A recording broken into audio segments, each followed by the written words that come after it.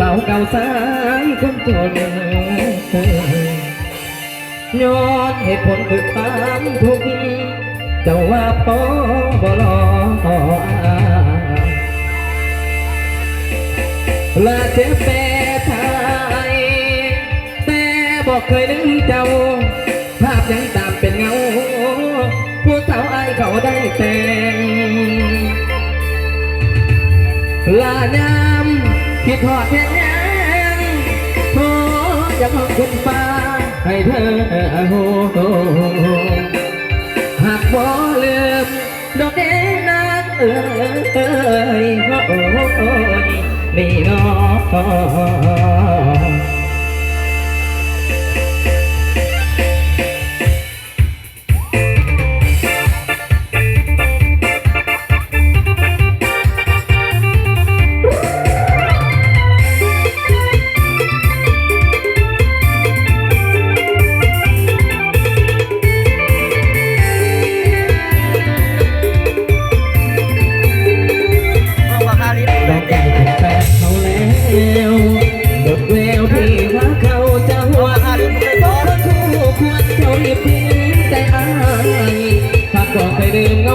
ซึมน้อใจ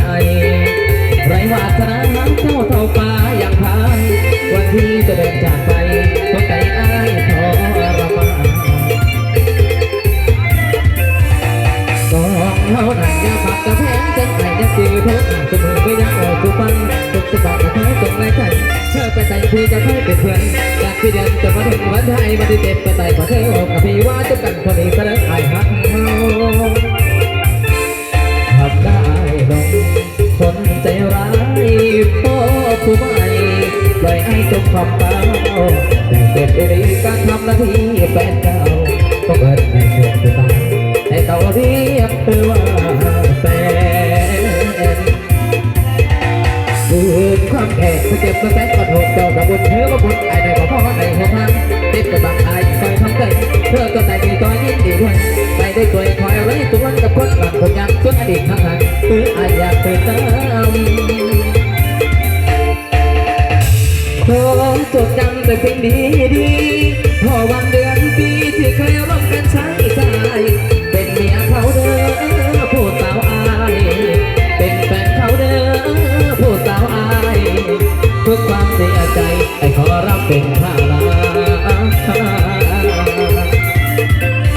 ใช้ตาไอ้ยังสองเจ้าแต่ยังไอ้ก็ยังมีเจ้ามันเอาคิดทอดว่าตอนคิดทอดว่าตอนว่าไอ้ข้าหวังเราเป็นสักตะกี้เดี๋ยวนี้ผู้ให้ควงยังเป็นห่วงจะบ่มีมันจังตัวที่ยังมาลบลึกจะได้ผู้สาวในใจยังเป็นน้องผู้สาวในใจยังเป็นน้องแล้วเสียงใหม่อ่ะโอเคแล้วมันเนี่ยขอบใจสำหรับกำลังใจเด้อให้น้ำรวยถึงไม่พาไม่ก็เต็มจะเป็นกันแล้วกันเนาะ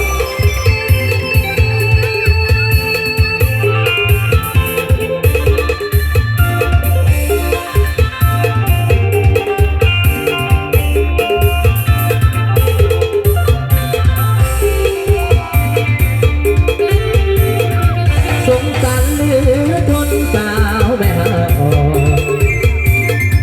อย่าเฝ้าหลับนอน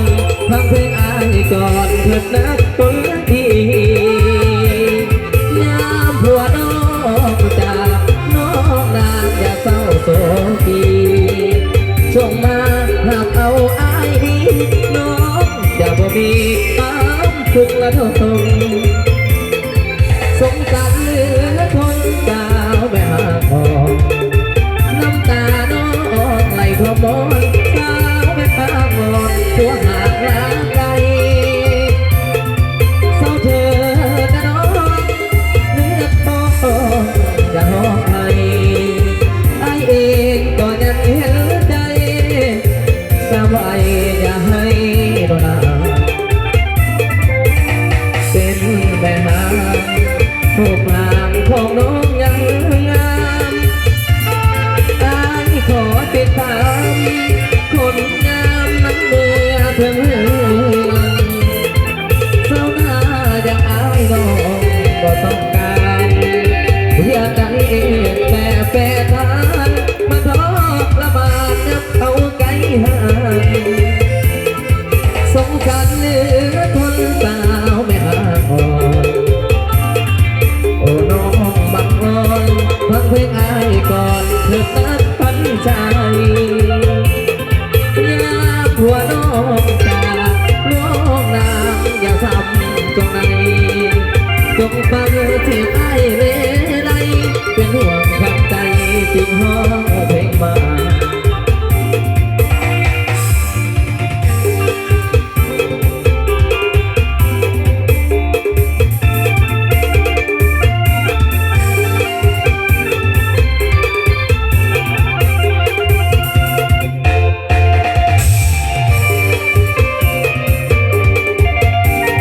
6ซ้อนเนาะที่เคยเป็นอะไรกัน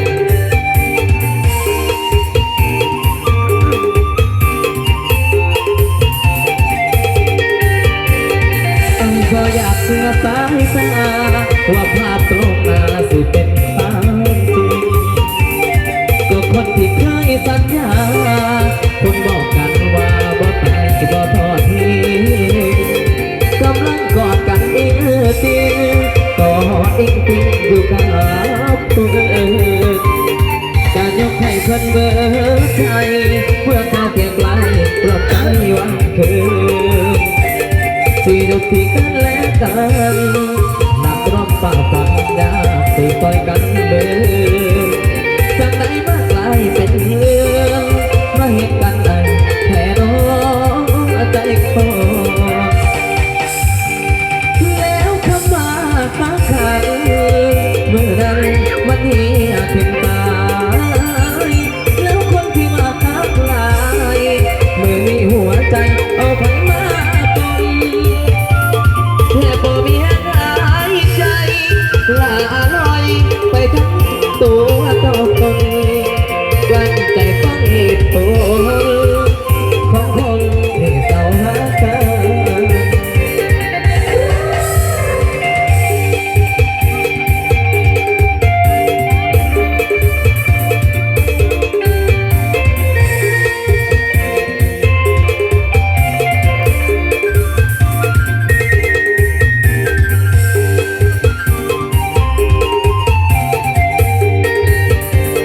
ไอ้เคยโทษเขาเบิดเพลงว่าเขามาเย็นว่าเขาเป็นเนื้อมาแต่เมื่อได้เห็นตั้งตาจะไม่รู้ว่าอายว่าตั้งนานที่แท้ก็เป็นน้ำกันเห็นกันงานแต่น้องใจคอแล้วคำที่ว่าตากันมือดังมันเหียทิมกาแล้วคนที่ว่าทักลายมือนี้หัวใจเอาพันมาปนแค่บ่มีหายใจลาลอยไปทั้งหัวตัวตนกลั้นใจฟังเหตุผลของคนที่เศร้าหากันไอ้บ่อยากฟังเหตุผลของคนที่เศร้าหา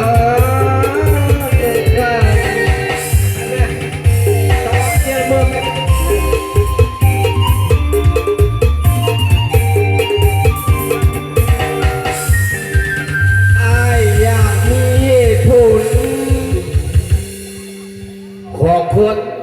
ที่เคยหากัน